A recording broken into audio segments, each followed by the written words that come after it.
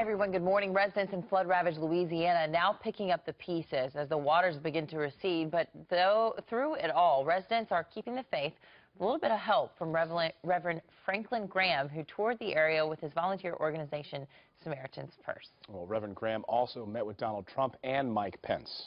Joining us now to talk about his visit is the Reverend Franklin Graham. Reverend Graham, it's great to see you this morning. Thank you. So what did you learn down there? Well, there's 40,000 homes that went underwater during this flood. An incredible amount of water. And you've got close to several 100,000 people that were affected, people that had to go to shelters just to get away from the water. It's going to take months for this to be rehabilitated. You know, the homes are standing. It's not like a hurricane where things get blown down. The water recedes, and you look at the house and you think it's okay till you open up the door and you see the water in the house, you see the mud in the house, the furniture's destroyed, the carpet's destroyed, mold is growing on the walls.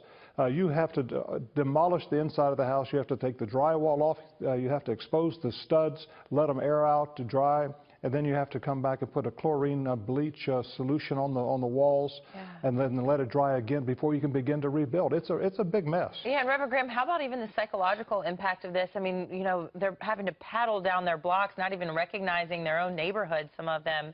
How's it affecting them mentally? Are they turning to faith, and have they felt forgotten? Well, I don't think they feel forgotten. The neighbors have been helping neighbors. When you have floods like this, you see all of these flat-bottom boats out there. They call them the Cajun Navy. It was neighbor helping neighbor. And Samaritan's Purse is there. We have hundreds of volunteers that are working, helping people to clean out their homes. We got there Wednesday. We will be there probably for the next couple of months. I appreciate very much Donald Trump and Mike Pence coming down. That put a spotlight. Anytime some well-known person comes down, that puts a spotlight on the suffering of these people. And I know the president will be coming down Tuesday, and that will put a spotlight again on Louisiana.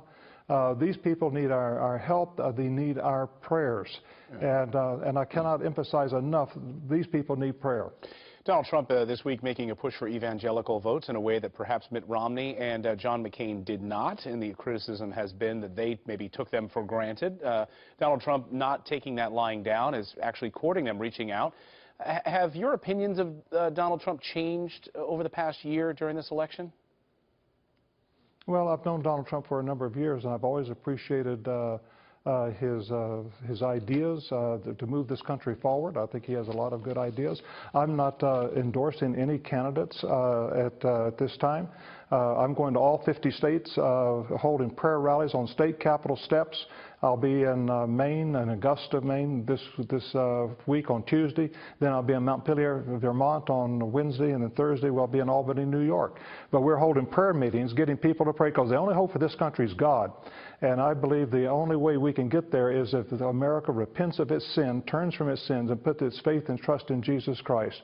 And as a minister of the gospel, I want people to know the only hope, the only way to God is through faith in His Son, Jesus Christ. And we must repent and turn from the sins. This nation has sinned greatly. And that's what I'm trying to do, is go to all these states and get the churches not only to repent, but to get out and vote. We need the church to vote. I'm not telling people who to vote for. God can do that. But 30 to 40 million Christians stayed home in the last election. And I want the church to come out and vote by the millions this coming election. Because if we don't, we're going to lose our country, I'm afraid. You think it's more important for Christians to vote this election than it was in 2012?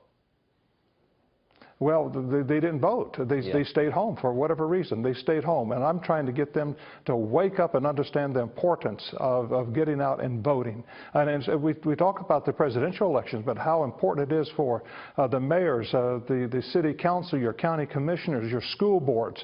And I hope that if we can go across the country and get the school boards, take the school boards back, and let's have men and women of God who believe the Bible, who believe in God, running our school systems in this country. That would be huge.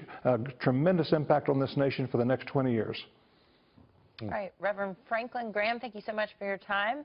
And friends at home, if you want to volunteer, log on to SamaritansPurse.com. Appreciate it. Have a great Sunday.